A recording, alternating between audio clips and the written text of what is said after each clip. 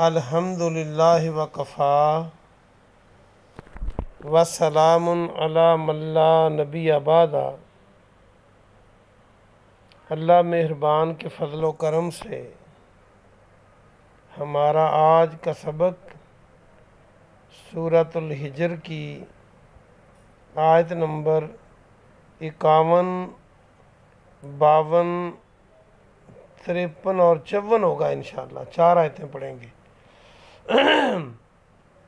اعوذ باللہ من الشیطان الرجیم، بسم اللہ الرحمن الرحیم۔ وَنَبِّئْهُمْ عَنْ ضَيْفِ ابراہیم۔ اور نبئہم، یہ کل بھی آپ نے پڑھا تھا، جو نبی کا روٹ ورڈ ہے وہ بھی یہی ہے اور یہ بھی وہی ہے، خبر دینا۔ اور انہیں خبر دے دیجئے عن ضیف ابراہیم، ابراہیم علیہ السلام کے مہمانوں کے بارے میں۔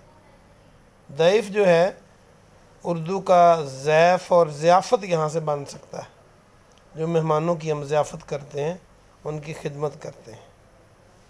اذ دخلوا علیہ، جب وہ داخل ہوئے اس پر، کس پر؟ ابراہیم علیہ السلام پر۔ فقالوا سلاما، تو انہوں نے کہا سلام۔ قالا، اس نے کہا، کس نے؟ ابراہیم علیہ السلام نے۔ انا منکم واجلون، بے شک ہم تم سے ڈرنے والے ہیں۔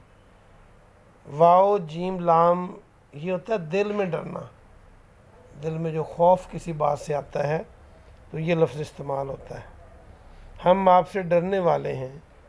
قالو، انہوں نے کہا، کنہوں نے؟ فرشتوں نے۔ لا مت، توجل، تو ڈر، انا، بے شک ہم، نبشروں کا، ہم خوشخبری دیتے ہیں، ہم بشارت دیتے ہیں۔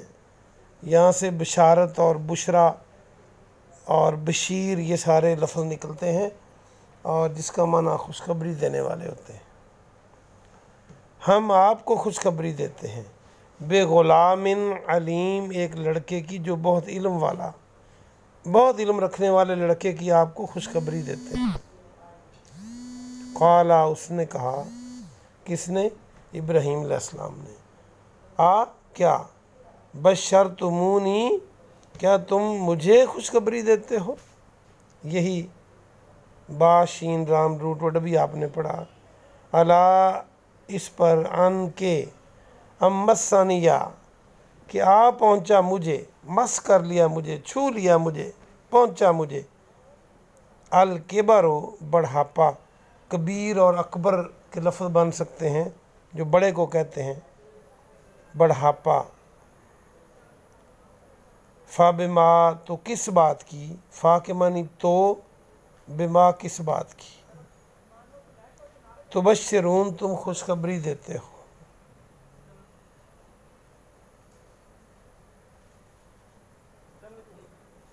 بس 4 آیتیں بہت ہیں، آئیے ہم ان کی مختصر تفسیر دیکھتے ہیں۔ ہمارے پروردگار نے، ہمارے خالق نے، ہمارے مالک نے ان آیتوں میں ہمارے لیے کیا ارشاد فرمایا ہے۔ ہم بہت خوش قسمت ہیں کہ ہمارا خالق ہمیں روزانہ اپنا کلام پڑھنے پڑھانے کی توفیق دیتا ہے، یہ صرف اسی کا فضل ہے۔ اللہ سبحانہ و تعالیٰ پیغمبر علیہ السلام کو، جناب محمد صلی اللہ علیہ وآلہ وسلم کو ارشاد فرما رہے ہیں کہ ابراہیم علیہ السلام کے مہمانوں کی خبر ان کو دے دو۔ کن کو؟ کفار مکہ کو، مشرکین مکہ کو۔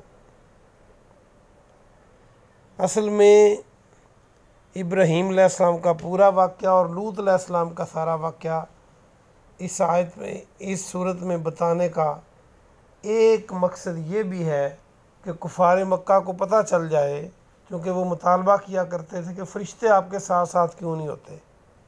ویسے تو ان کے بے تکے مطالبے تھے، تو یہ اللہ بتلاتا ہے کہ جب فرشتے آ جاتے ہیں نا، پھر وہ کام تمام کر دیتے ہیں، ایسے نہیں فرشتے اترتے۔ تو جب وہ ابراہیم علیہ السلام کے پاس فرشتے آئے انسانی شکل میں، تو وہ جب داخل ہو گئے تو انہوں نے سلام بولا، اس پر ابراہیم علیہ السلام نے کہا کہ ہمیں آپ سے ڈر لگ رہا ہے، یعنی ہمارے دل میں آپ کے بارے میں خوف ہے۔ کیوں خوف تھا؟ قرآن مقدس میں اور جگہ اس واقعے کو بیان کیا گیا ہے کہ جب فرشتے آئے تو ابراہیم علیہ السلام ان کے لیے بچھڑا بھون لائے، انسانی شکل میں تھے، تو جب وہ کھا نہیں رہے تھے، اپنے ہاتھوں کو کھانے کی طرف بڑھا نہیں رہے تھے، تو ابراہیم علیہ السلام کو خوف محسوس ہوا، کیونکہ اس علاقے میں یہ رواج تھا کہ جس کو کسی نے نقصان پہنچانا ہوتا تھا اس کا کھانا نہیں کھاتا تھا۔ تو اس لیے ابراہیم علیہ السلام ڈرے، دل میں خوف پیدا ہوا کہ یہ کھانا کیوں نہیں کھا رہے۔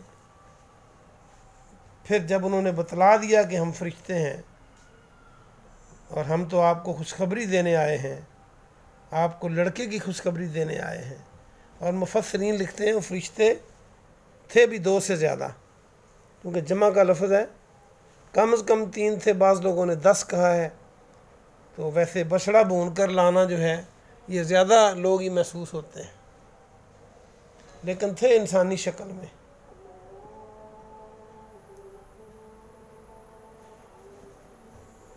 تو اللہ سبحانہ و تعالیٰ نے یہ بتلایا ہمیں، جب انہوں نے خوشخبری دی بیٹے کی، آپ کی عمر بڑھاپا ہو گیا تھا بیٹا مانگتے مانگتے، تو اللہ نے قبول کر لیا۔ آپ فرماتے ہیں کیا تم مجھے خوشخبری دے رہے ہو بیٹے کی؟ میں تو بہت بوڑھا ہو گیا ہوں، بڑھاپے نے مجھے چھو لیا ہے، اور تم کس بات کی خوشخبری دیتے ہو یہ بیٹے والی بات کر کے؟ قرآن مجید میں دوسری جگہ پہ آتا ہے کہ ان کی بیوی بھی بڑا حیران ہوئی، وہ سن رہی تھی، بلکہ اس نے ایسے ہاتھ جیسے عورتیں کرتی ہیں منہ کی طرف وہ کیا کہ بیٹا کیسے ہوگا، یہ بہت بوڑھے ہیں اور میں بانجھ ہوں۔ تو آج کے سبق میں ہمیں کئی چیزوں کا پتہ چلتا ہے۔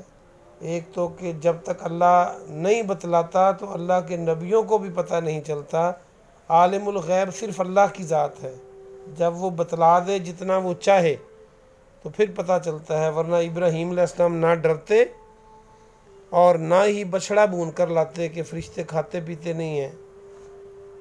ایک یہ سبق ہمیں ملتا ہے۔